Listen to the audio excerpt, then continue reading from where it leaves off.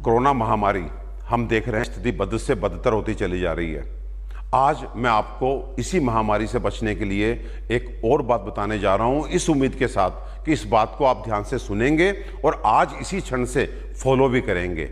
और ये जो बातें मैं आपको बताता हूं, ये मैं अपने क्लिनिकल एक्सपीरियंस से बताता हूं, अपने एनालिसिस से बताता हूं। ये सुबह 7 से 9 जो मैं आपको जगाने के लिए सड़कों पे उतरता हूं, उसके बाद सुबह 9 से शाम 5 बजे तक हम कोरोना के पेशेंट्स देख रहे हैं, कोरोना के suspected patients as well as corona के कंफर्म्ड पेशेंट, और उनको भगवान की दया से अच्छे से ट्रीटमेंट कर रहे हैं। और आज जो बात मैं आपसे शेयर करना चाहता हूं वो ये कि आज ये वायरस हमारे एयर में फैल चुका है, क्योंकि 80% लोग ऐसे हैं जो नहीं जानते कि वो कोरोना पॉजिटिव हैं, उनको सिम्टम नहीं है, लेकिन वो कोरोना के पोटेंशियल एक तरह से कैरियर्स हैं। वो बिना मास्क लगाए सड़क पे घूम रहे हैं और उनके मुंह से निकले हुए वायरस के छोटे छोटे पार्टिकल वो एरोसोल के रूप में हमारे एयर में हैं। तो इसलिए अगर इस अज्ञात शत्रु से आपने बचना है तो आज आपका भगवान आपके मंदिर में मास्क के रूप में प्रतिष्ठित होना चाहिए,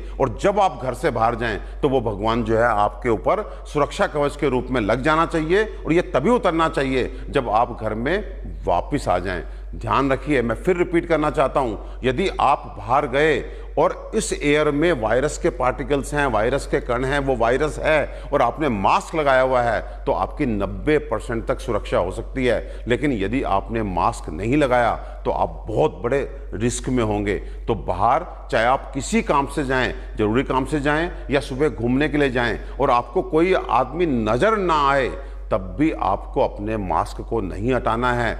इस समय हमारा भगवान ये कपड़े का छोटा सा टुकड़ा जिसको हम मास्क बोलते हैं वो है, उस पर पूरी श्रद्धा रखिए और अनुशासन से उसको अपने से चिपकाए रखिए। अगर आपने इसके साथ जरा सी भी असावधानी की या इसको लगाने में जरा सा भी आपने आलस दिखाया तो आपको बहुत बड़ा भुगतान भुगतना पड़ेगा। एक बात और कहना चाहता हूं कि कुछ कुतर्क चलते हैं कि वायरस का साइज ये है, मास्क का साइज ये है, तो ये रोक नहीं पाएगा।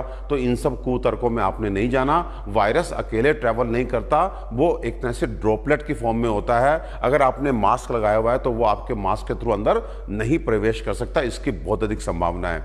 साथ में आप रुमाल बांधते हैं मास्क के रूप में, तो उसमें भी एक बहुत एहतियात आपको बरतनी है, क्योंकि अक्सर हम रुमाल बांध करके 1 घंटा बाहर जाते हैं, कुछ सब्जी खरीदते हैं, दूध खरीदते हैं, दवा खरीदते हैं, फिर घर लौट के आते हैं और आकर के जो है अपने रुमाल को अपनी जेब में डाल लेते हैं। उसके बाद फिर उसी रुमाल को निकाल करके आप जब दोबारा बाहर जाते हैं तो जो बाहर का हिस्सा होता है उसको आप अंदर बांध लेते हैं। जानते हैं, ये करके आप सीधे वायरस, बैक्टीरिया या डस्ट के वो पार्टिकल जो आपके शरीर के लिए अच्छे नहीं थे, वो आपने पहले बाहर उसको चिपकाया और अगली बार उसी बाहर की सरफेस को आपने अंदर करके सीधे उनको अपने मुंह के थ्रू और नाक के थ्रू शरीर में प्रवेश दे दिया। तो ऐसा ना करें। जो मेरी बहनें चुन्नी लपेटती हैं या जो मेरे भाई अंगोछा लपेटते हैं वो भी संभल जाएं, क्योंकि अंगोछा और चुन्नी में ये संभव ही नहीं है कि आप डिफ्रेंशिएट कर सकें कि पहले कौन सा हिस्सा बाहर था, कौन सा अंदर था। देखिए, ये महामारी अभी कुछ महीने और चलनी है, तो इसलिए आप मास्क की आदत डाल लीजिए, चाहे वो मास्क कपड़े का क्यों ना हो, लेकिन बहुत ही सावधानी से, बड़े अनुशासन से मास्क का प्रयोग शुरू कर दीजिए।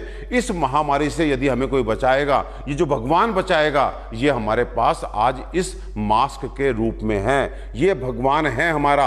आज जान लीजिए, ये मास्क आपका भगवान है। इस भगवान के साथ बिल्कुल भी अनुशासनहीनता नहीं करना, नहीं तो इसकी बहुत भारी कीमत हमें चुकानी पड़ेगी। वायरस हवा में है। आज आपको चिकित्सक नहीं बोलेंगे, आज आपको हो सकता है मीडिया ना बोले, सरकार भी ना बोले, क्योंकि आप पैनिक हो जाएंगे। मुझे ऐसा लगता है कि आपको सही बात बताना मेरी ड्यूटी है, लेकिन साथ ही साथ आपको बताने के साथ मैं आपको उसका उपाय भी बता रहा हूं कि एयर में वायरस है, लेकिन आपने मास्क लगाया तो आपका कुछ नहीं बिगड़ेगा। लेकिन यदि मैं ये कहूं कि अभी कुछ नहीं मालूम है और आप मास्क बिना निकलते हैं, तो शायद उसका हमें जो है खामियाजा भुगतना पड़ेगा। तो आपको ध्यान रखना है। दूसरी बात, एक नया शब्द हर्ड इम्यूनिटी सुनने को आ रहा है कि कुछ लोग, बड़े बड़े वैज्ञानिक आपसे कह रहे हैं कि बाहर जाइए, आप वायरस से एक्सपोज्ड होइए, आपकी बॉडी में एंटीबॉडीज बनेंगे, आपका सुरक्षा एक कवच बन जाएगा। इसे हर्ड इम्यूनिटी जो बोलते हैं कि हर्ड इम्यूनिटी डेवलप कर जाएगी।